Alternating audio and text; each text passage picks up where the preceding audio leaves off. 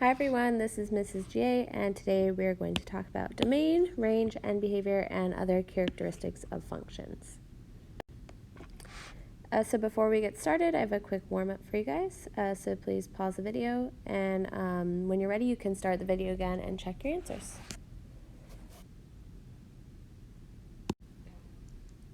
Alright, go ahead and check your work here.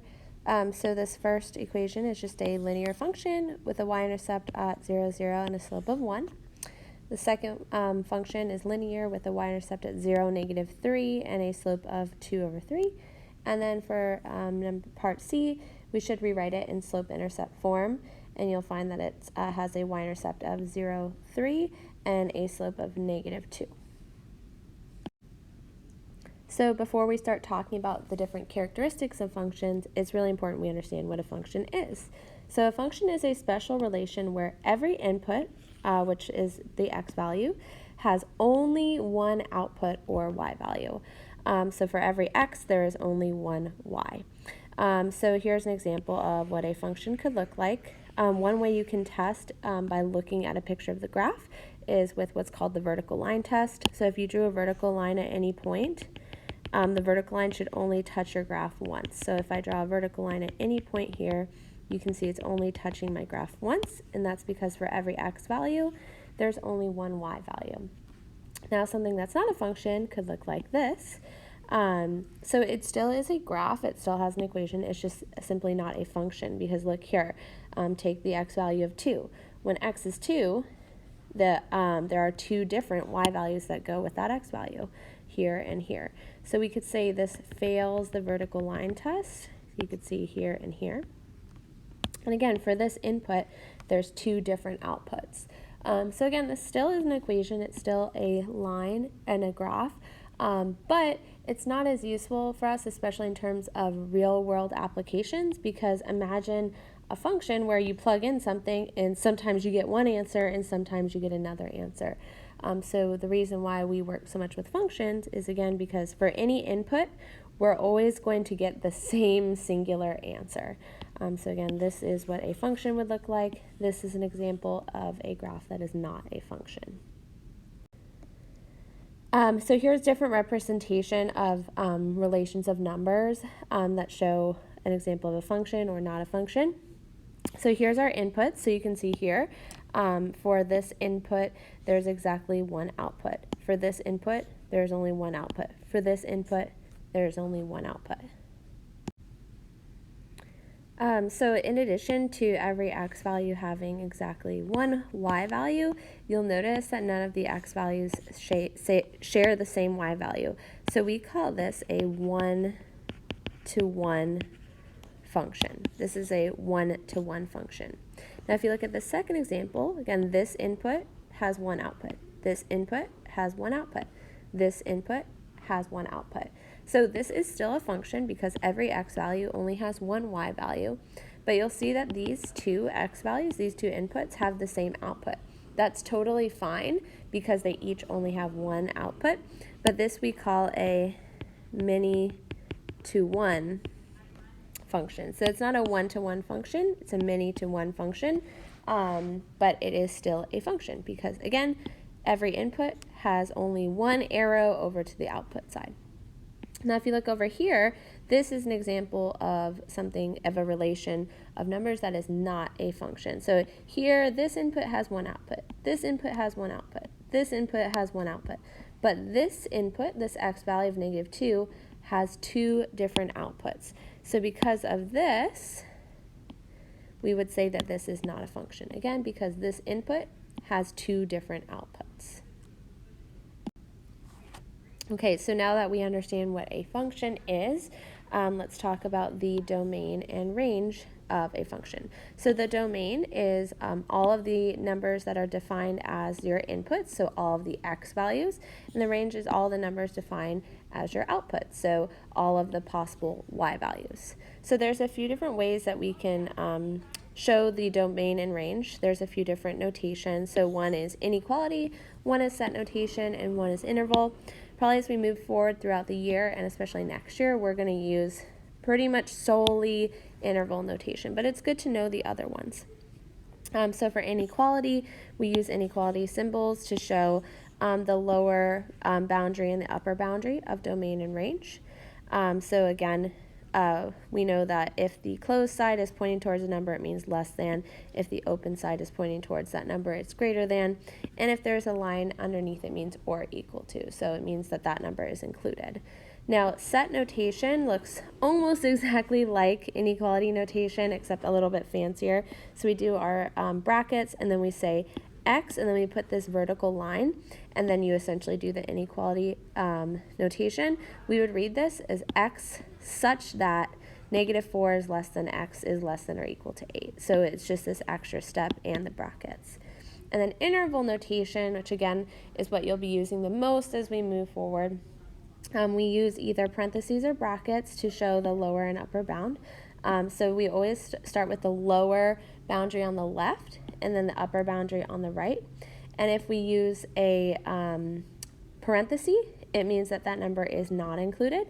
And if we use a square bracket, it means that number is included.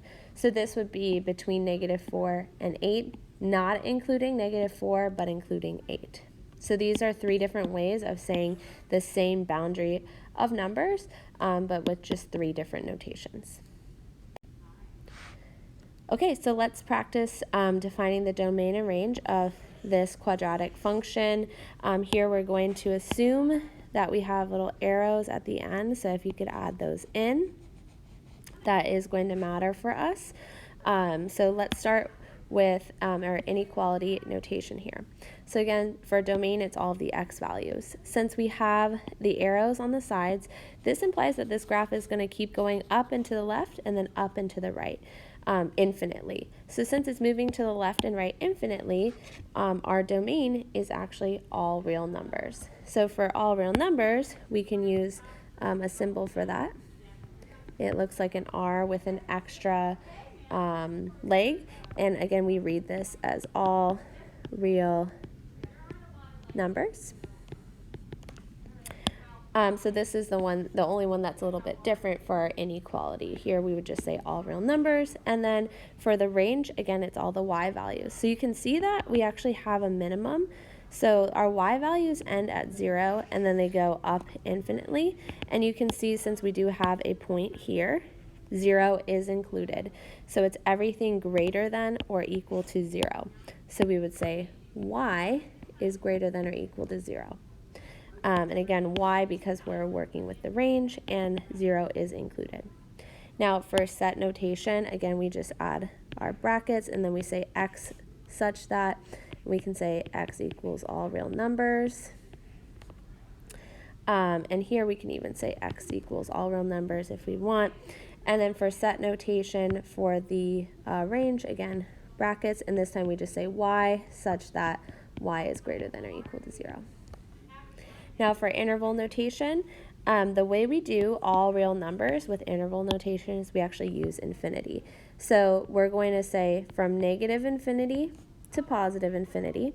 And whenever we're using infinity with interval notation, we always use parentheses. So we never consider infinity to be included. Now for the range, again, it's everything from 0 to +infinity because it's going up forever. So we always start with the lower boundary on the left.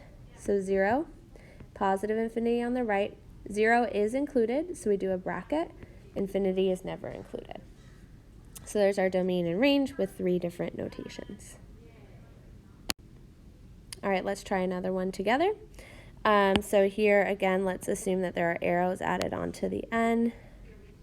And then this is a point. It's just in a different color.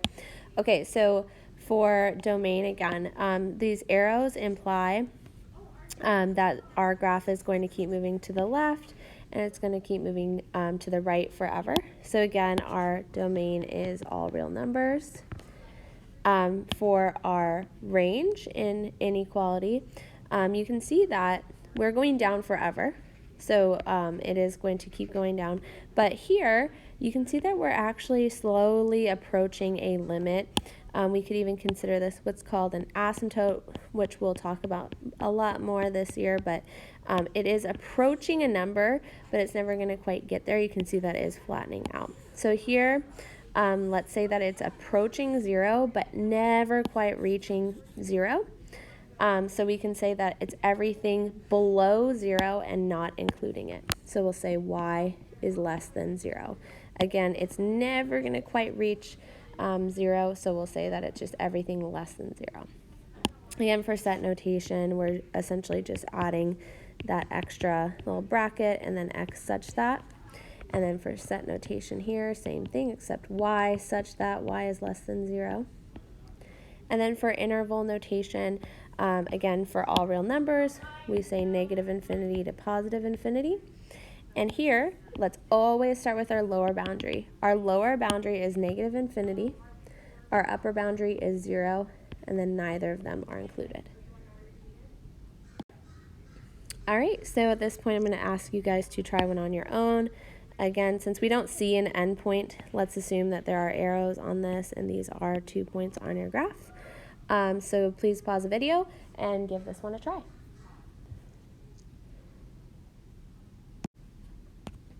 All right, go ahead and check your work here. So our domain and range for this one are actually both all real numbers because it is going down and to the left forever and also up and to the right forever. So here's all real numbers in all 3 notations. All right, I have another one for you guys to try. So again, please assume that there are little arrows at the end of this graph. Pause the video and give this one a try. All right, so check your answers. For the domain, this will be all real numbers because it's moving to the left and right infinitely. For the range, it's everything less than or equal to 0. So 0 is included in the range. So set notation is essentially the same as inequality. For interval, here we have the all real numbers again. And then for range, be careful. You always put the lower boundary on the left. So it's negative infinity to 0 with a parenthesis, always with the infinities, and a bracket with 0. Okay, let's try another one together. So here you can see that we have a graph that is not continuing infinitely because we have some endpoints here. So let's give these a try. So for our domain, again, it's all of the x values. So you can see that the x values that are included are everything from here, I'll do it with highlighter, from here to here. These are the x values where I see graph. So we can see that it's from -1 to 2. So our lower boundary is -1. Our upper boundary is 2 because it's inequality and its domain, we'll put x in the middle. So since we have a closed dot here, that means -1 is included. So we'd say less than or equal to. And you'll see we have an open dot here, so that means that 2 is not included. So we'll have an open inequality symbol here. Now for the range, it's all of the y values, so you can see that the y values are everything from here to here. So from 0 to 4, so we can say 0 to 4, it's range, so let's do a y. 0 is included because we have that closed circle, so we'll say less than or equal to. But again, if you look at 4, this value is not included, so we just do an open parenthesis, or an open inequality. Now for set notation, again, almost the same, so x such that -1 is less than or equal to x is less than 2, and then same thing here, y such that 0 is less than or equal to y is less than 4. And then for interval notation, again, we do lower boundary first, upper boundary, anything included, we do a bracket, anything not included, we do a parenthesis. And then for range, lower boundary to upper boundary, included, not included. All right, let's try another one together. So this graph, you can see that it has an endpoint here, but it's going to continue on forever down and to the right. So for our domain, again, it's all of the x values. So you can see it's actually everything greater than 0, but not including 0. For the range, again, it's all the y values, so you can see it's everything below this value. So you have to be careful with the scale. This is -2, so this is -1. That makes this +1. So it's everything below 1, but 1 is not included because of that open circle. Then we'll do our set notation really quickly. here y such that y is less than 1. And then for interval notation, again, it's always low to high. So our lower boundary for the domain is 0. Our upper boundary is positive infinity, and neither are included. And for the range, our lower boundary is negative infinity, and our upper boundary is 1. And again, neither are included. All right, so please pause the video and give this one a try. We'll check your answers in just a few moments. All right, go ahead and check your answers here. So the domain of this function is x is less than or equal to 1. So here's the 3 different notations. And then for the range, it's y is greater than or equal to -4. All right, so now we're going to practice graphing a linear equation that has a restricted domain, now that we understand what the domain is. So again, this is a linear function. We know this because x, the highest degree of x, is just 1. So if we were to graph this, normally it would just be a line that continues on infinitely. But here we're going to restrict the domain, which means we're restricting the x values. So the way I would recommend doing this is starting by finding the lower and upper boundary, the lower and upper coordinates. So we're going to do this by substituting these two x values into our function. So let's start by finding f of -4, and that will give us our leftmost coordinate. So again, we're just substituting -4 into our equation. So here we get f of -4 equals, here our 4's cancel out and it just becomes -3 plus 3, so it's 0. So we can plot that point, -4 is 0. And then let's find our upper boundary, so let's find what f of 4 is. So we have 3/4 times 4 plus 3, so f of 4 is 6. So we have the coordinate 4, 6. Now for this one, we do need to be careful because you'll notice in the domain that it is a parenthesis, meaning that this is actually not included. So instead of putting a solid dot there, we're actually going to put an open dot. So our graph is still going to go all the way up until that point. It just will never quite reach it. So we'll still put a coordinate there. It will just be an open coordinate. Then you'll see that this graph should have a y-intercept at 0, 3. So we can plot that. And it does have a slope of 3/4, which matches and aligns with the other coordinates we have. So then we just connect the dots, and there you have it. All right, let's try another one. So here we're going to graph the linear function -x plus 1 with the domain x such that x is greater than -2. So here we just have a lower boundary.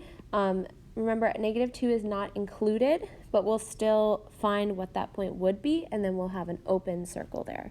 So let's start by, again, finding f of -2. So we're going to substitute -2 into our function, so we can see that f of -2 is 3, giving us the coordinate -2, 3. And again, that should be an open circle because the domain states that's everything greater than -2 but not equal to. And then from there, our graph is just going to continue infinitely to the right. So now we can actually look at the slope of this graph. This graph has a slope of -1. So we can use that to plot a few more points. And then we just connect the dots and then draw our arrow, signifying that it continues infinitely to the right. Okay, now please pause the video and give this one a try on your own. We'll check your answers in just a few moments.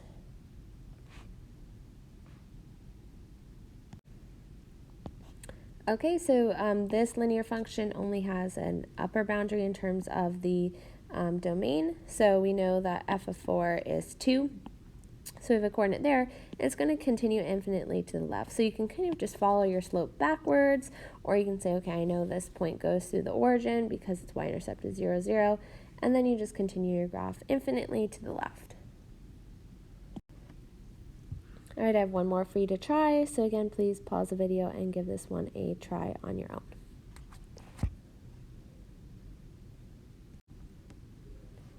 Okay, go ahead and check your work here.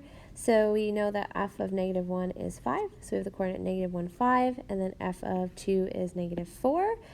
We just need to be careful because this is not part of our domain, so we should have an open circle here, and then we can connect our dots. We can also, again, go through our y-intercept at 0, 2, and follow that slope of -3 just to make sure our graph is correct. Okay, so now we're going to take a step away from domain and range, and we're going to talk about what's called end behavior. So the end behavior of a graph describes what happens to the f of x or y values as the x values get very large or very small. So it's essentially moving towards the right infinitely is your graph moving up or down, and moving to the left infinitely is your graph moving up or down. So there's a very specific way we write our end behavior. So we're going to write two different end behaviors, one as the x values increase infinitely and one as the x values decrease infinitely. So the way you show it to the right is we say as x approaches positive infinity, sometimes you see the plus sign in front of the positive infinity, sometimes you don't. Either way is fine. We put a comma and then we'd say f of x approaches, and then here we would write possibly positive infinity, possibly negative infinity, and it could even be a value. But again, this is essentially saying moving to the right, our y values approach. So as x approaches positive infinity, f of x approaches, and this is what we fill in. And then for moving to the left, we would say as x approaches negative infinity, f of x approaches, and again, this could be positive infinity, it could be negative infinity, or it could be a value.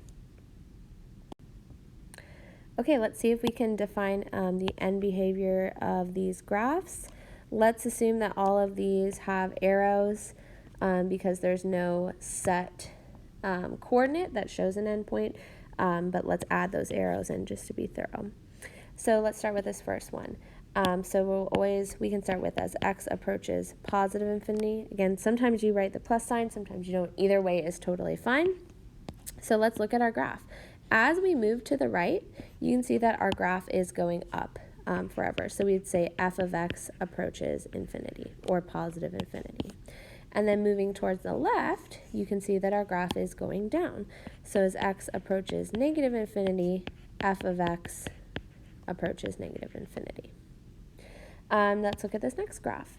So let's start with as x approaches positive infinity, so moving towards the right, you can see our graph is going up infinitely, so f of x approaches positive infinity. And then as x approaches negative infinity, so moving towards the left, if you trace your graph, you can see that we're going up infinitely as well, so f of x also approaches positive infinity. And then this last one, as x approaches positive infinity, f of x approaches, so trace your graph, going to the right, we're going up infinitely, so positive infinity. And as x approaches negative infinity, f of x approaches. So if you track your graph going to the left, you can see that our graph is approaching 0. So it's getting really close to 0, never quite reaching it. So again, sometimes our end behavior is actually heading towards a value rather than positive or negative infinity. All right, go ahead and pause the video and give these a try. Again, let's assume there are little arrows on the ends of these graphs, and these are points on your graph.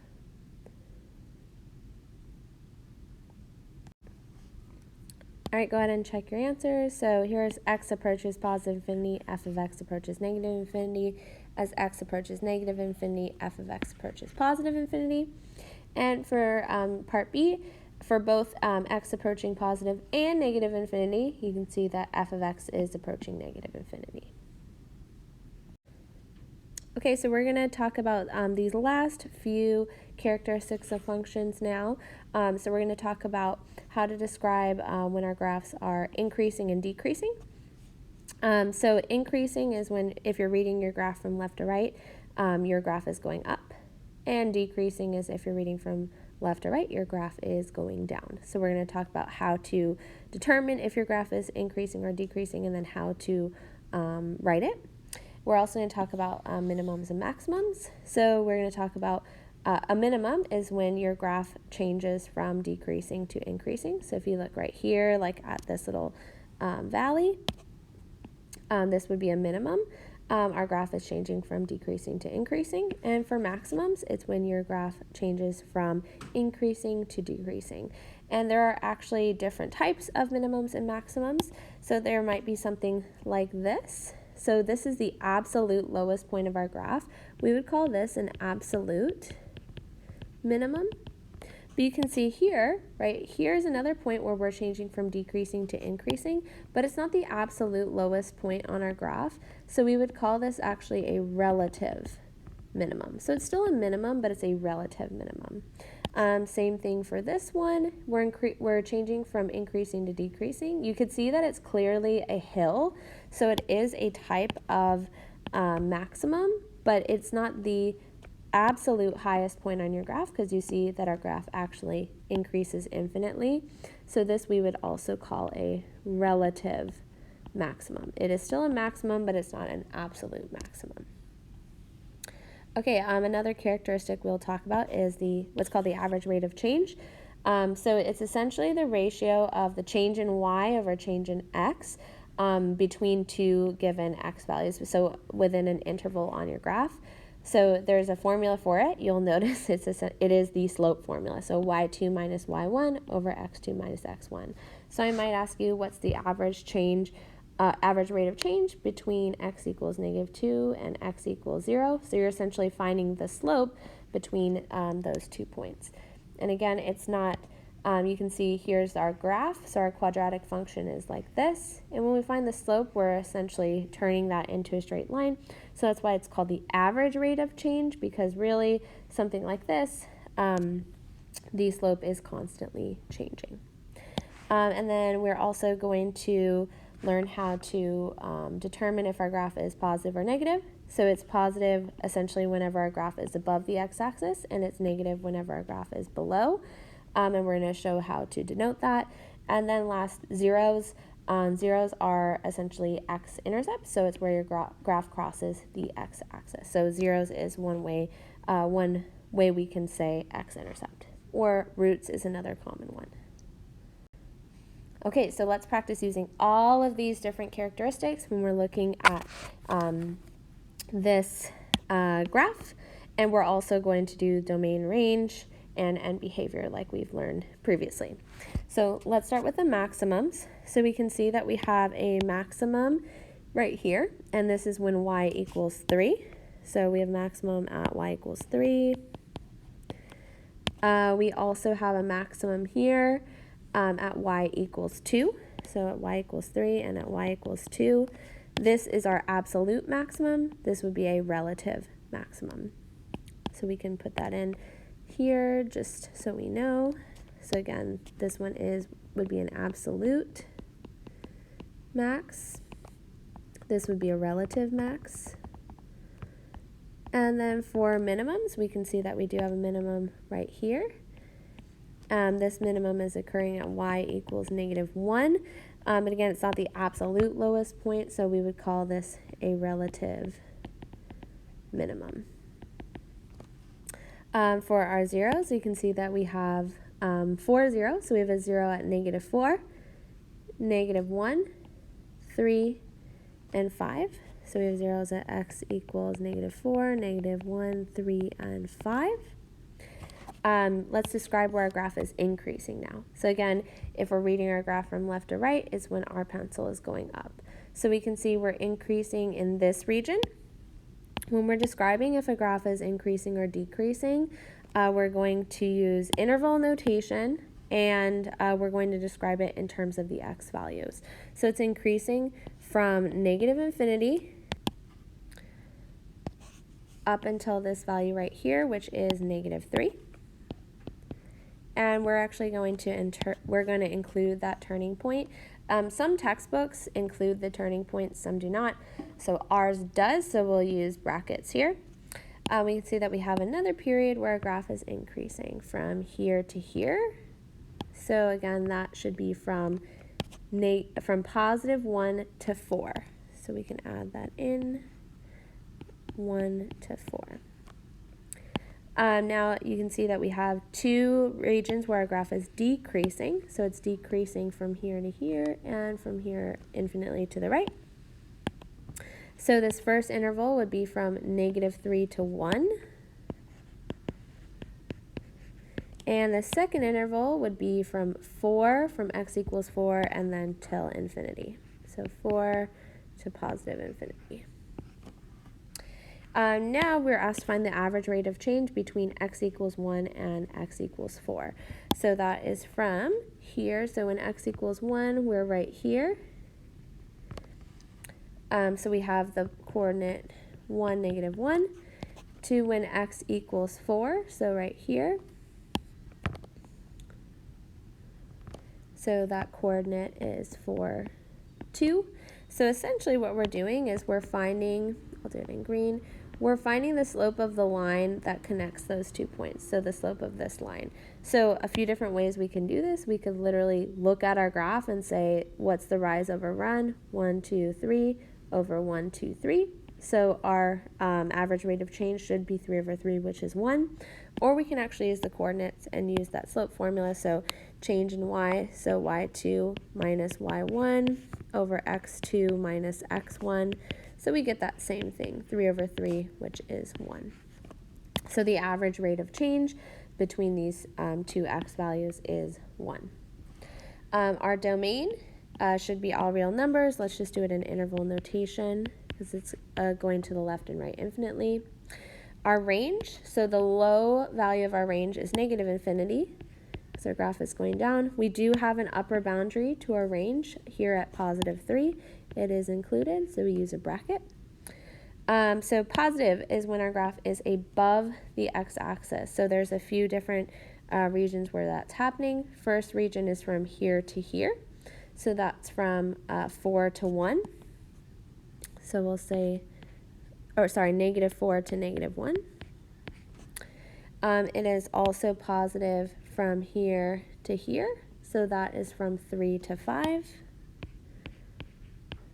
And we won't include those because at -4 and at -1, for example, our graph is neither positive nor negative, it's 0. Now the negative values are when our graph is below the x-axis, so you can see it's below from -infinity to -4. It's also below right here from -1 to 3. And it's also below from 5 to infinity. And then last, end behavior. As x approaches positive infinity, you can see our graph is going down as we move to the right. So f of x approaches -infinity. And as x approaches -infinity, so moving to the left, our graph is also going down. So f of x approaches -infinity. So I know it's a lot of different characteristics to describe, so we're doing a lot of analysis over a pretty simple looking graph, but all of these things are really useful piece of information to be able to describe to someone. All right, so here's the last example in the video. Please pause it and give it a try on your own. We'll check your answers in just a few moments. All right, go ahead and check our answers here. So we have a minimum at a maximum at y equals -1, minimum at y equals -4, 0 at x equals -3. Our graph is decreasing from -1 to 1, decreasing from -infinity to -1, and 1 to positive infinity. The average rate of change between x equals -3, which is right here, and x equals +3, which would be right here. So you're essentially finding the slope of this line. So it's -1/2. Our domain is all real numbers. Our range is all real numbers. Our graph is positive from -infinity to -3. And our graph is negative the rest of the time, -3 to positive infinity. And our end behavior as x approaches positive infinity, f of x approaches -infinity. And as x approaches -infinity, f of x approaches positive infinity. All right, that is all for today's video. Thank you guys for watching.